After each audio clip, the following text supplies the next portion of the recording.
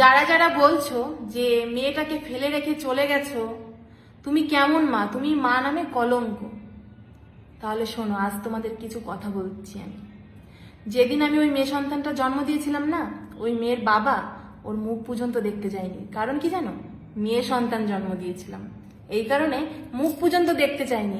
আর আজকে সেই মেয়ে আর বাপের মধ্যে ভালোবাসাটা দেখতে পাচ্ছ, এর পেছনে অনেক কারণ আছে। তো সেই কারণটাই আজকে আমি তোমাদেরকে বলি।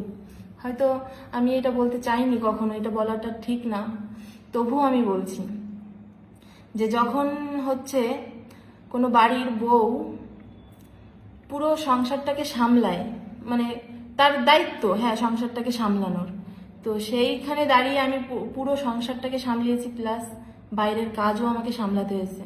ওই বাইরের কাজ যদি না সামলাতাম না, তাহলে হয়তো ওদের সংসারটাই চলতো না। ঠিক আছে, মানে ওর আর আমার সংসারটাই চলতো না। তো তার স্বামী হিসাবে কর্তব্য ছিল সে রোজগার করবে আর তার বউ সংসারটা সামলাবে। কিন্তু ও কোনো রোজগারই করতো না, ওর কোনো রোজগারের কোনো কোনো ইয়েই ছিল না, ও কোনো ইনকামই করতো না, কোনো কাজই করতে চাইতো না। তো সেইখানে দাঁড়িয়ে সেই সংসারটাকে আমি সামলিয়েছি, সেই বাইরের কাজটাকে সামলিয়েছি, তারপরে আমাদের সংসারটা চলতো, কারণ ও কোনো কাজই করতো না। আর সেই সংসারের সামলানোর কারণে, সেই বাইরের কাজ সামলানোর কারণে মেয়েটাকে আমি কোনো রকমভাবেই টাইম দিতে পারিনি। কেন দিতে পারিনি? ও তো কোনো কোনো কাজ করতো না, সংসারটা আমাকে দেখতে হতো, বাইরের কাজ আমাকে দেখতে হতো, তারপরে সংসারটা সামলেছি আমি। তো সেই হিসাবে মেয়েকে আমি টাইম দিইনি। তো সেই সময় দাঁড়িয়ে সব মেয়ের দায়িত্ব ওই করতো, কারণ ও তো কোনো কাজ করতে চাইতো না। কুড়ে, আর কুড়ে মানুষের কি আছে বলো? তোমরা তোমরা তো বলছো। তো যাই হোক, ও মেয়েকে সামলিয়েছে, মেয়েকে চান করানো, খাওয়ানো, স্কুলে নেওয়া, পড়াশোনা সব কিছু ওই করাতো। তো সেইখানে আমার সব কিছু সামলানোর কারণে আমি মেয়েকে টাইমও দিতে পারিনি, মানে সময় দিতে পারিনি। তো সেই হিসাবে মেয়ে বাবাকেই বেশি ভালোবেসে ফেলেছে আর কি, ভালোবাসতো। তারপরে মেয়ে সন্তান একটু বাবাদেরকে বেশিই ভালোবাসে।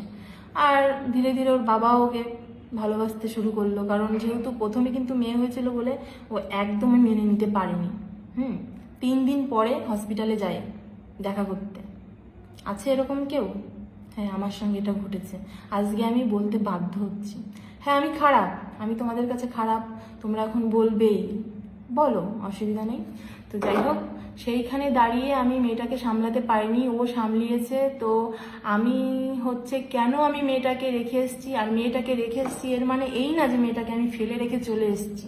মেয়েটাকে আমিও ভালোবাসি, হয়তো কাজের সূত্রে আমি মেয়েটাকে টাইম দিতে পারিনি, সময় দিতে পারিনি, তার জন্য হয়তো মেয়েটা আমার থেকে ওর বাবাকে বেশি ভালোবাসে। কারণ কি, আমি